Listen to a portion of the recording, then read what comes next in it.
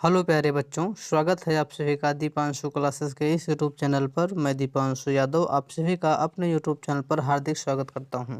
प्यारे बच्चों, आज हम पढ़ने चल रहे हैं कक्षा 11 हिंदी का जो चैप्टर नंबर पहला है आपका, भारतेंदु हरिश्चंद्र के द्वारा लिखा गया भारतवर्षोन्नति कैसे हो सकती है। उसके जो राइटर हैं आपके भारतेंदु हरिश्चंद्र जी, इसी का आज हम पढ़ेंगे क्या, साहित्यिक परिचय एवं रचनाएं। यह 5 नंबर में आपके पेपर में आएगा, जिसमें से 3 नंबर मिलेंगे आपको इनके साहित्यिक परिचय के, 2 नंबर मिलेंगे आपको इनकी रचना के। तो यह वीडियो कक्षा 11 के सामान्य हिंदी और जो साहित्यिक हिंदी है दोनों के लिए इम्पॉर्टेंट है। सामान्य हिंदी प्लस साहित्यिक हिंदी दोनों के लिए है, क्योंकि दोनों वर्ग के विद्यार्थियों को यह पढ़ना है। सामान्य वाले विद्यार्थी भी ही पढ़ेंगे और साहित्यिक वाले, क्योंकि पहला चैप्टर दोनों में सेम ही है। तो आज का वीडियो दोनों विद्यार्थियों के लिए है। दोनों अलग अलग प्लेलिस्ट बनाई गई है। सामान्य हिंदी वाले सामान्य हिंदी की प्लेलिस्ट में जाकर के पढ़ेंगे, साहित्यिक हिंदी वाले साहित्यिक हिंदी में। चलिए शुरू करते हैं। इसका शीर्षक है भारतेंदु हरिश्चंद्र जी का साहित्यिक परिचय एवं रचनाएं। कक्षा 11 हिंदी गद्य खंड पाठ नंबर 1। प्रस्तुति दीपांशु यादव, यानी कि मैं प्रस्तुत करने वाला। प्रस्तुति दीपांशु यादव। और ये अपना चैनल, आप सभी लोग इसको लाइक शेयर एंड सब्सक्राइब कीजिए। चलिए शुरू करते हैं। सबसे पहले हम इनका संक्षिप्त जीवन परिचय देखेंगे। संक्षिप्त जीवन परिचय। संक्षिप्त जीवन परिचय में आपको लिखना है इनका नाम इनका भारतेंदु हरिश्चंद्र जी। जन्म इनका हुआ 9 सितंबर 1850 ईस्वी। जन्म स्थान इनका है वाराणसी, उत्तर प्रदेश। इनके पिताजी का नाम है गोपाल चंद्र गिरधर दास। इनका उपनाम है, ये उपनाम के कवि थे। तो इनके पिताजी का नाम गोपाल चंद्र गिरधर दास है। और इनकी मृत्यु कब हुई, तो इनकी मृत्यु 6 जनवरी 1885 ईस्वी को हुई। मृत्यु स्थान इनका वाराणसी, उत्तर प्रदेश, यानी जहाँ पर इनका जन्म हुआ वहीं इनकी मृत्यु हुई। तो आपने देखा कि हमको संक्षिप्त परिचय में क्या लिखना है, तो आप संक्षिप्त परिचय में ही लिखेंगे इनका नाम, जन्म, जन्म स्थान, पिता का नाम, मृत्यु और मृत्यु स्थान। ये तो रहा इनका संक्षिप्त जीवन परिचय। अब हम दूसरी हेडिंग लगाते हैं इनका जीवन परिचय की।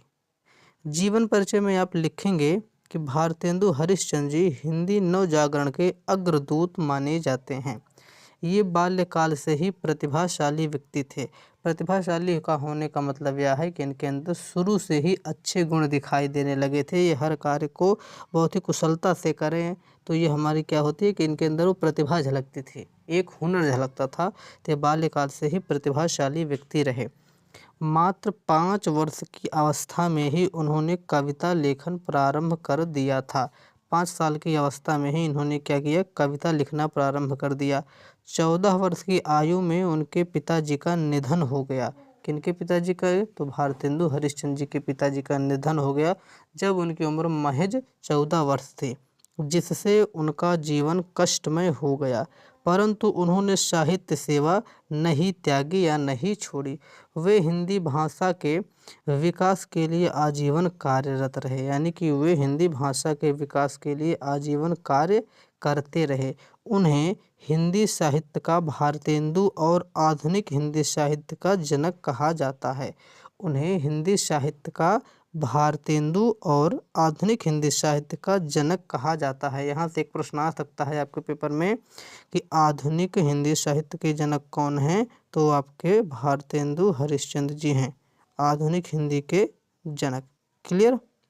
ये तो रहा उनका जीवन परिचय, इतना पूरा इनका रहा जीवन परिचय। अब हम देखते हैं इनका साहित्यिक परिचय, क्योंकि आपको साहित्यिक परिचय लिखना है। उसमें शब्द सीमा आपकी दी है 80 शब्द, लेकिन आप 100 से 150 शब्द लिखेंगे। हम ज़्यादा नहीं लेकर आए आपके लिए, बहुत ज़्यादा लिखेंगे, जितना लिखें इतना लिखिएगा बस। दूसरी हेडिंग आप लगा दीजिएगा साहित्यिक परिचय की। साहित्यिक परिचय में लिखेंगे कि भारतेंदु हरिश्चंद्र जी आधुनिक हिंदी गद्य और पद्य के प्रारंभिक निर्माता थे। उन्होंने हिंदी को जन जन की भाषा बनाने का कार्य किया था। उनके साहित्य में राष्ट्र प्रेम, सामाजिक जागरूकता, नारी शिक्षा, स्वदेशी वस्तुओं का समर्थन और अंग्रेजी शासन की आलोचना प्रमुख रूप से देखने को मिलती है। ये इनका साहित्यिक परिचय है। साहित्यिक परिचय में आपको उतना ही लिखना है जो कवि हैं या लेखक हैं, उन्होंने साहित्य में क्या क्या योगदान दिया, तो वो आपका साहित्यिक परिचय के अंतर्गत आता है। तो ये आपको लिखा गया कि इनकी जो रचनाएं हैं, इनका जो साहित्य है उसमें राष्ट्र प्रेम, सामाजिक जागरूकता, नारी शिक्षा, स्वदेशी वस्तुओं का समर्थन, अंग्रेजी शासन की आलोचना, ये सब प्रमुख थे इनके साहित्य में। तो इस प्रकार से इनका साहित्यिक परिचय भी आप लिखेंगे। इसी साहित्यिक परिचय में आप थोड़ा और लिख दीजिएगा कि उन्होंने पत्रकारिता को भी साहित्य से जोड़ा था। हरिश्चंद्र मैगजीन और कवि वचन सुधा जैसे पत्रों के माध्यम से हिंदी के नवीन विचारों का प्रसार किया था। वे एक सफल नाटककार, कवि, पत्रकार और निबंधकार थे। फिर हम देखेंगे इनकी देखेंगे अगले नंबर पे प्रमुख रचनाएं। ये इनकी तीसरी या चौथी हेडिंग है शायद। हाँ, पहले संक्षिप्त परिचय, फिर जीवन परिचय, फिर साहित्यिक परिचय, फिर प्रमुख रचनाएं। प्रमुख रचनाओं में हम देखेंगे सबसे पहले इनका हम नाटक देखते हैं। इनके नाटक कौन कौन से हैं, तो अंधेर नगरी, भारत दुर्दशा और सत्य हरिश्चंद्र, ये इनके नाटक हैं। फिर देखते हैं कविता। कविता इनकी है वैदिक वर्णन, भारतीय चित्रण। निबंध इनका यह है भारत वर्षोन्नति कैसे हो सकती है, नारी शिक्षा का समर्थन। पत्रिका इनके है कवि वचन सुधा, बाला बोधने और हरिश्चंद्र मैगजीन। ये सब इनकी कुछ प्रमुख रचनाएं हैं। अंधेर नगरी, भारत दुर्दशा, सत्य हरिश्चंद्र, वैदिक वर्णन, भारतीय चित्रण, भारत वर्षोन्नति कैसे हो सकती है, तो आपका सिलेबस में ही लगा है। नारी शिक्षा का समर्थन, पत्रिका है कवि वचन सुधा, बाला बोधनी और हरिश्चंद्र मैगजीन। तो इस प्रकार से आपने इनको पूरा कंप्लीट पढ़ लिया। आज का हम वीडियो यहीं पर समाप्त करते हैं। अगर वीडियो पसंद आए तो आप लोग इसको लाइक करें, इसको शेयर करें और सब्सक्राइब करके बेल आइकन को आप लोग ज़रूर दबाएं। प्लेलिस्ट को ज़रूर आप लोग चेक करें। अपने सुझाव कमेंट बॉक्स में आप लोग ज़रूर कमेंट करें। तो आप सभी लोग अपने दोस्तों के साथ हमारे द्वारा बनाई गई प्लेलिस्ट को, जितने वीडियो अपलोड हैं उन सभी को आप देखिए और अपने दोस्तों के साथ शेयर करें।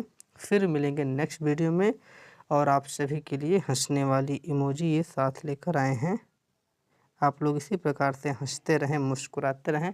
फिर मिलेंगे किसी और वीडियो में, तब तक के लिए धन्यवाद। आप सभी को कक्षा 11 पूरा हिंदी पढ़ाया जाएगा। आप सभी लोग बिंदास रूप से पढ़ाई करते रहें, साहित्यिक हिंदी वाले और सामान्य हिंदी वाले दोनों वर्ग के विद्यार्थी। ठीक है, फिर मुलाकात करेंगे। धन्यवाद।